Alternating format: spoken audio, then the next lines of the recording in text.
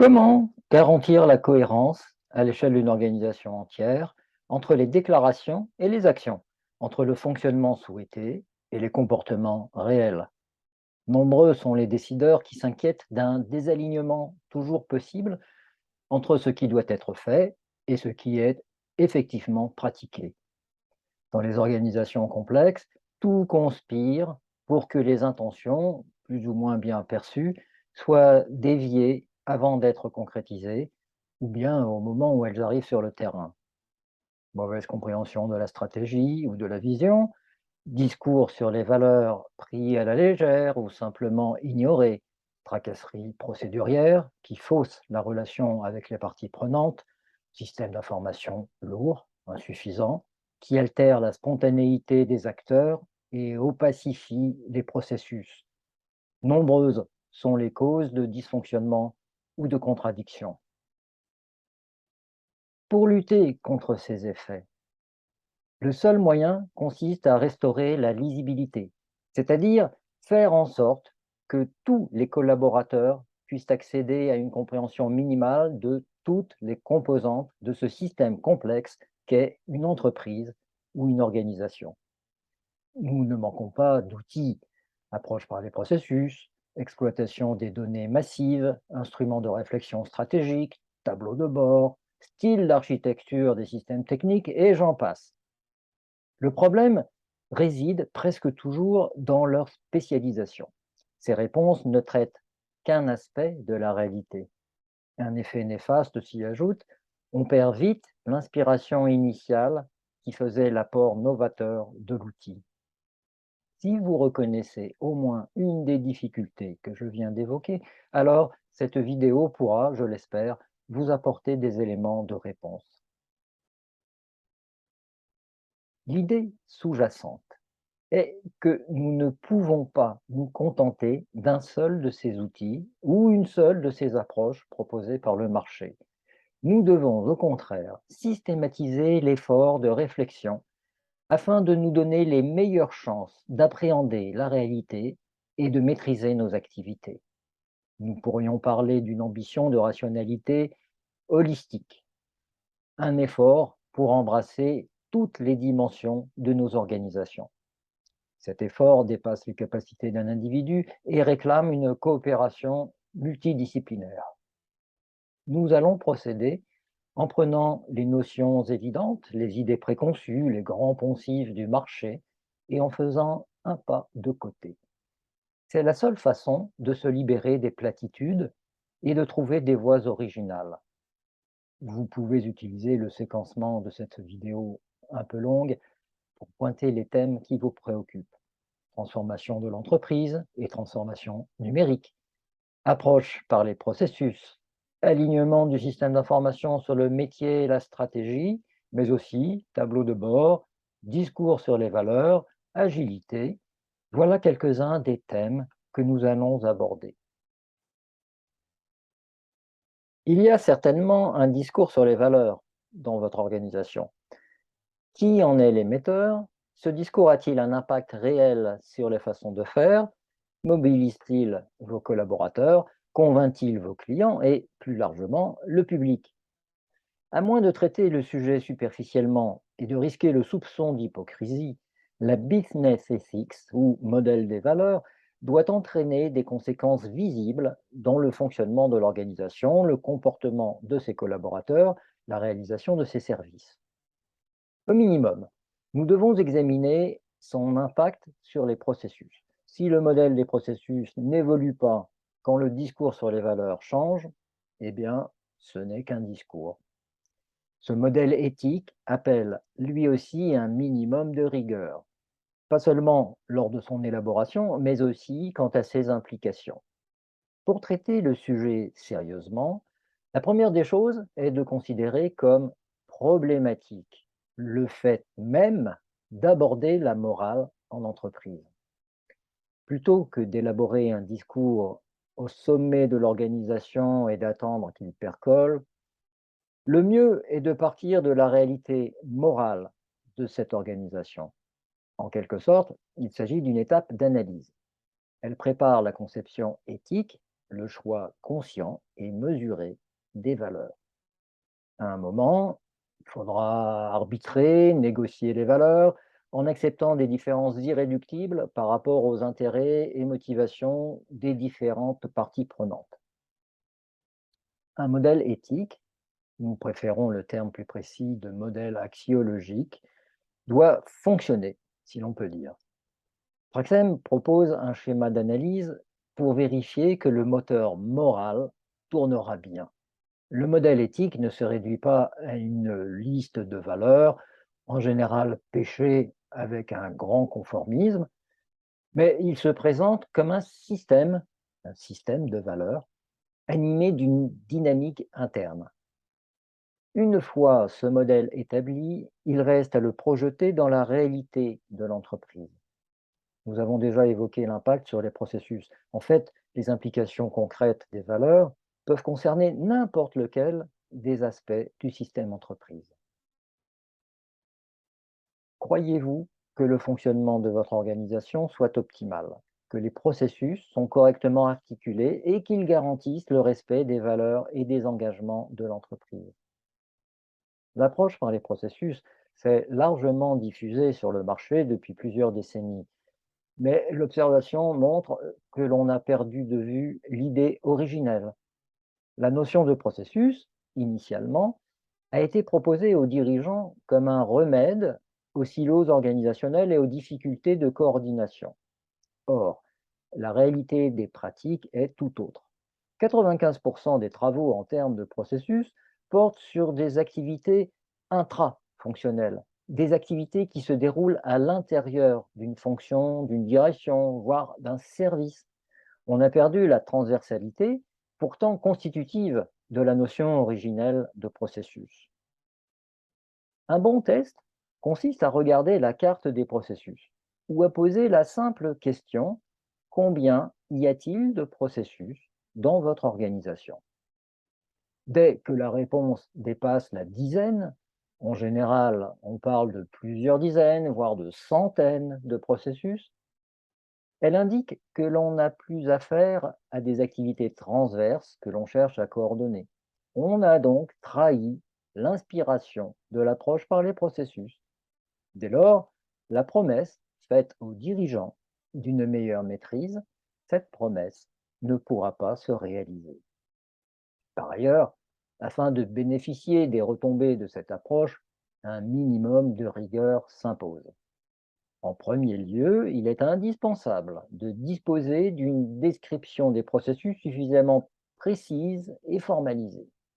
Nous avons dans les mains tout ce dont nous avons besoin pour y arriver, à commencer par la notation BPMN, qui est un standard international.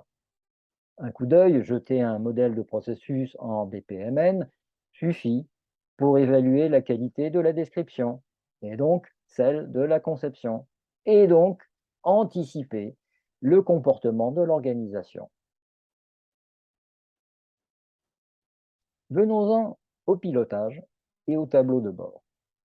Tout le monde s'entend bien sûr sur la nécessité d'objectiver et de mesurer les phénomènes dans et autour de l'entreprise. Ceci débouche sur des tableaux de bord d'une trentaine d'indicateurs, presque tous associés à des objectifs stratégiques. N'y a-t-il pas contradiction entre, d'un côté, le petit nombre d'indicateurs et, de l'autre, la complexité reconnue à cet objet qu'est l'entreprise? De plus, de nombreux travaux, notamment en sciences humaines, révèlent les effets pervers qu'entraîne l'obsession du chiffre. Réduire l'entreprise à une poignée d'indicateurs peut faire beaucoup de mal. Le sociologue Vincent de Gaulejac a forgé le néologisme quantophrénie pour mieux dénoncer le phénomène. Notre réponse n'est pas de renoncer à la mesure, loin s'en faut. C'est tout le contraire. Elle consiste à systématiser la conception des métriques pour mieux appréhender la réalité de l'entreprise, de son fonctionnement et de son environnement. Ici s'impose une nouvelle discipline, la métrologie d'entreprise.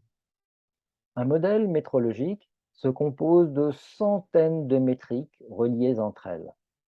Inutile de prendre peur.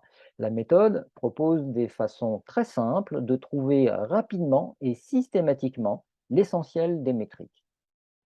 Elle explique également comment inscrire le dispositif de mesurage dans le système entreprise. La suivre pas à pas permet de réduire la fracture entre un système décisionnel d'un côté et le système opérationnel de l'autre. L'enjeu est la réactivité du pilotage. Dans la situation actuelle de tension permanente, on ne peut plus tolérer de devoir attendre des semaines pour obtenir les mesures.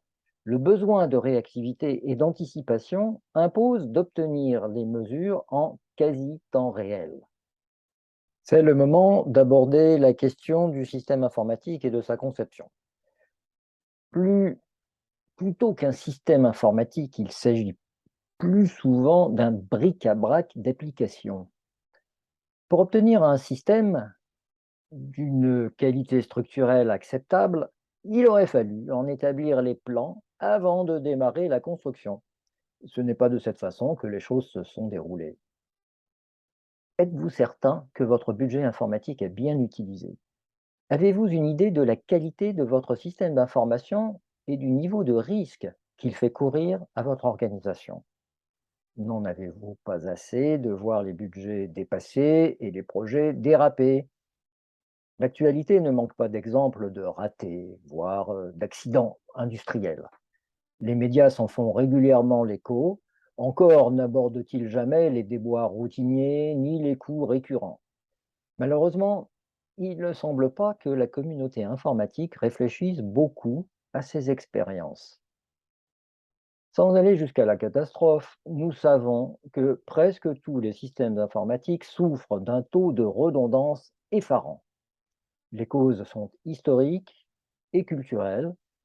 Plus grave, au lieu de lutter contre les tendances néfastes, nous assistons depuis 2 décennies à la disparition des méthodes de conception informatique et à la régression des compétences de conception. Pour s'en convaincre, il n'est qu'à demander à nos développeurs s'ils savent ce que sont les fonctions normales ou comment ils identifient les services à programmer. Ne leur parlez surtout pas de modéliser la solution informatique, encore moins le système. Compte tenu des enjeux, il serait plus que temps d'analyser en profondeur les causes de cette déliquescence. Trouverait-il que celle-ci augmente la dette technique, explique la mauvaise qualité de la documentation, donc la faible maîtrise des systèmes informatiques. Ajouté à la volatilité des choix techniques et à la mauvaise gestion des compétences, elle accroît les risques et les coûts.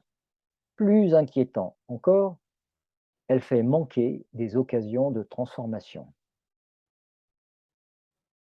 En ce qui concerne la conception des solutions et systèmes informatiques, Praxem reprend les principes et réactualise les bonnes pratiques héritées de la tradition du génie logiciel. Arrêtons de recourir à l'excuse l'informatique est un métier jeune, c'est normal de tâtonner, il faut lui pardonner. Cela fait plus d'un demi-siècle que nous développons des solutions informatiques. Si nous n'avons rien appris pendant ce laps de temps, c'est grave. En quelques mots, voilà les grandes lignes de la démarche de conception des systèmes informatiques selon Praxem. Tout d'abord, nous devons partir du métier. Il faut donc apprendre à bien décrire le métier. Point important, la description du métier se scinde en une description assez naturelle et courante des activités métiers et une description plus délicate à produire parce que plus abstraite, la description des objets et des concepts du métier. Cette dernière description, issue de la modélisation sémantique, fixe les fondamentaux du métier. Elle présente 2 avantages immenses: la stabilité et, pour une part importante, l'universalité.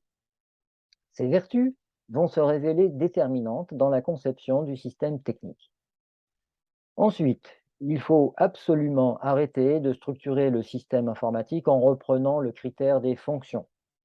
Vous devez faire intervenir un architecte logique qui appuiera la structuration du système sur les catégories des modèles du métier.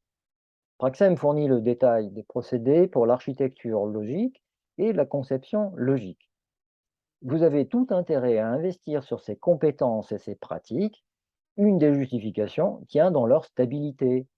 Contrairement aux compétences techniques qu'il faut renouveler au fur et à mesure des évolutions de la technologie, les compétences sur l'aspect logique ne changent que lors de l'adoption d'un nouveau style d'architecture, c'est-à-dire tous les 20 ou 30 ans. L'intérêt à investir sur ces compétences est évident, aussi bien du point de vue économique que sur le plan humain. Qui plus est, l'architecture logique est une discipline dont l'objectif est la structuration optimale du système technique.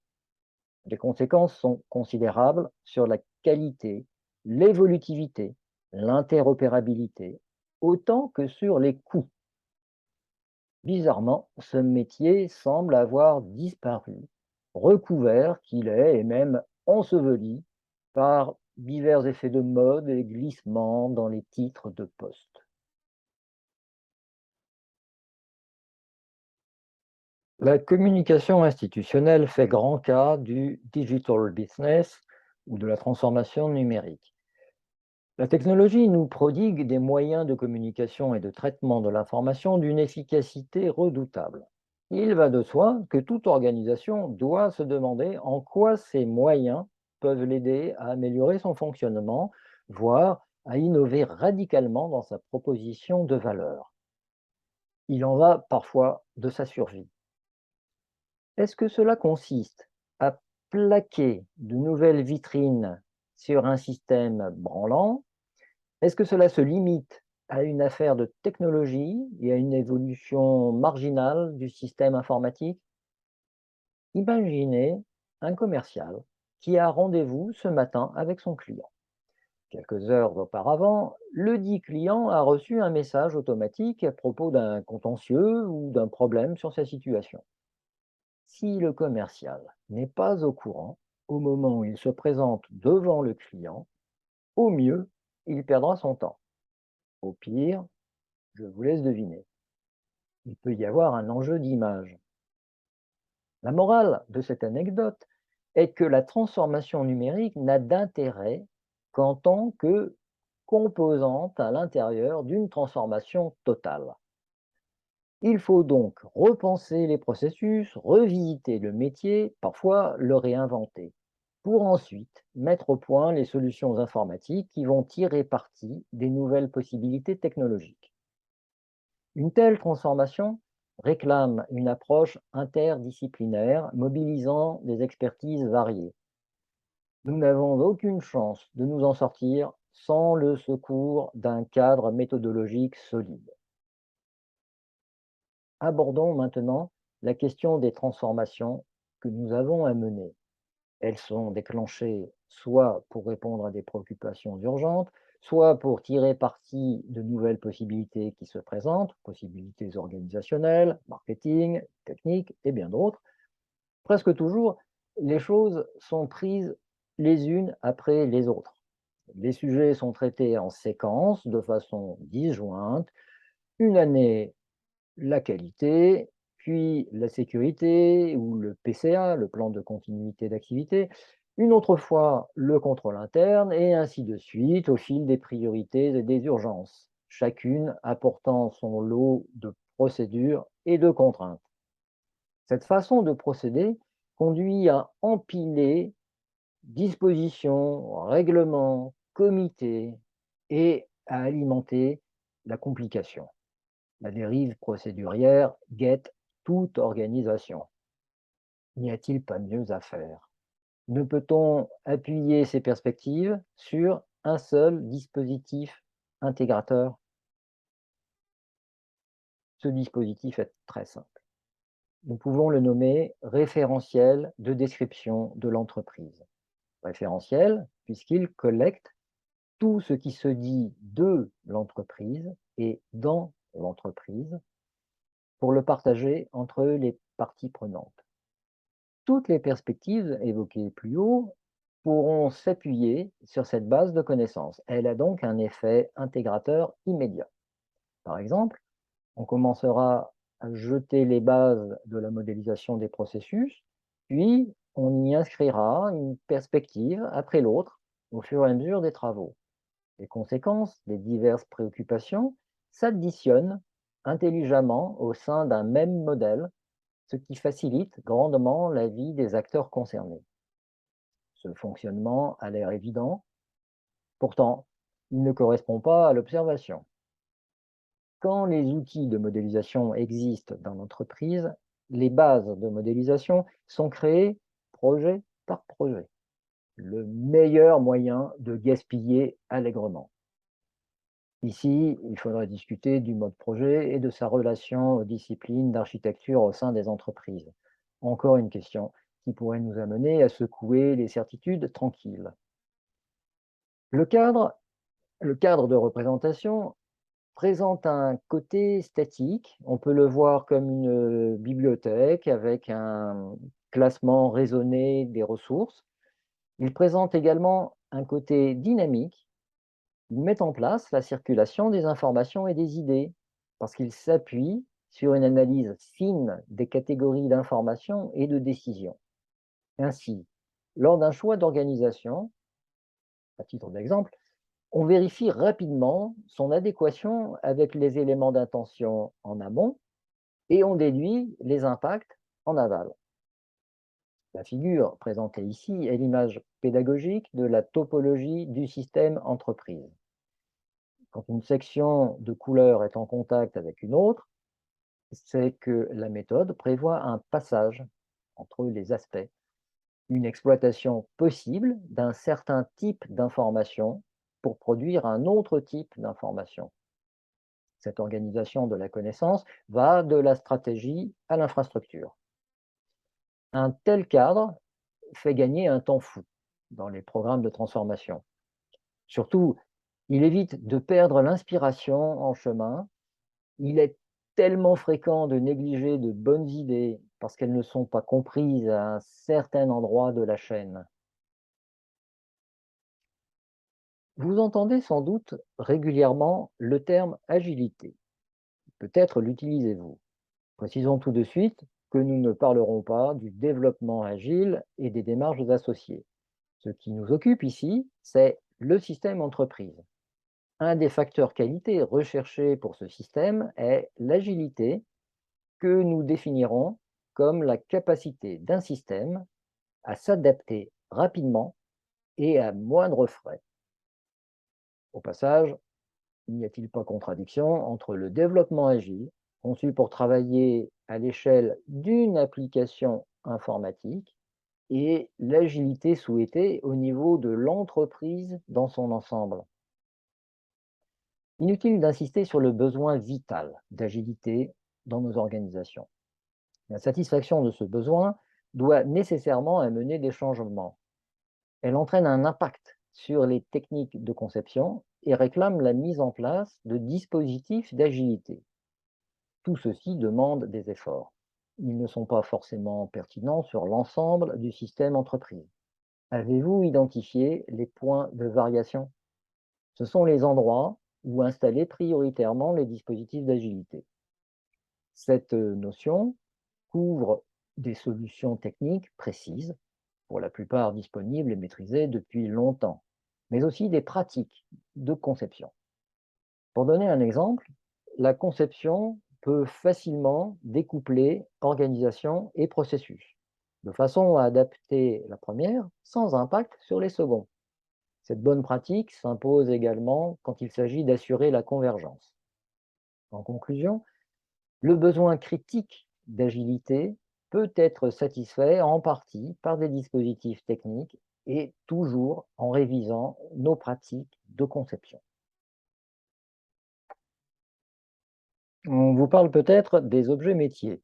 Les informaticiens s'emparent de cette expression pour désigner des choses qui n'ont plus grand-chose à voir avec le métier. Pourtant, derrière cette notion se profile une approche radicalement neuve et qui peut apporter énormément aux organisations. Dans la méthode Praxem, ce thème est celui de la modélisation sémantique, que l'on peut dire également conceptuelle.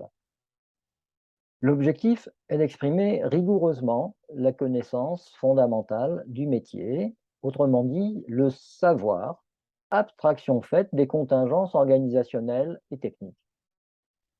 À une époque où l'on fait tant de cas des données, pardon, des data ou data comme on dit en latin, l'approche de modélisation sémantique devrait être comprise comme un préalable absolu.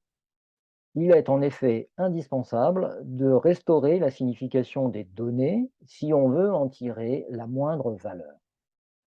Les retombées de la modélisation sémantique se perçoivent dans plusieurs domaines.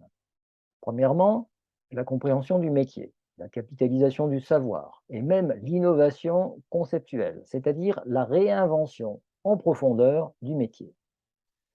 Deuxièmement, la simplification des processus jusqu'à l'innovation organisationnelle. Troisièmement, la refonte des systèmes informatiques et l'innovation technologique. À propos de ce dernier point, la transformation significative des systèmes informatiques, un objectif évident est au moins de se débarrasser de la redondance qui afflige ces systèmes.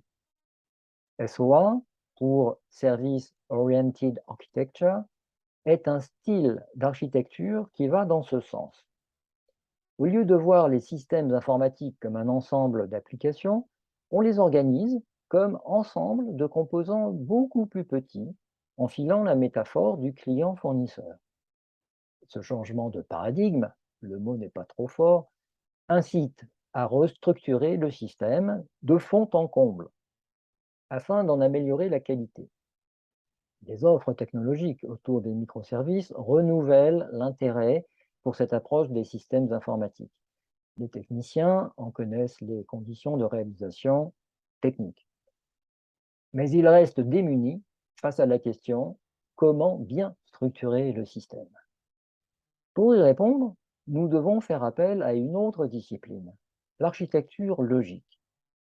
Une fonction d'architecture logique existe-t-elle dans votre organisation?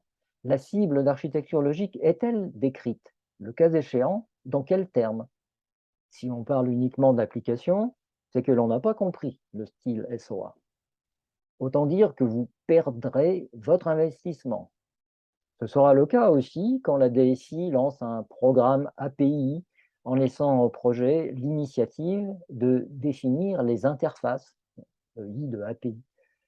Autrement dit, en l'absence d'une vision d'ensemble.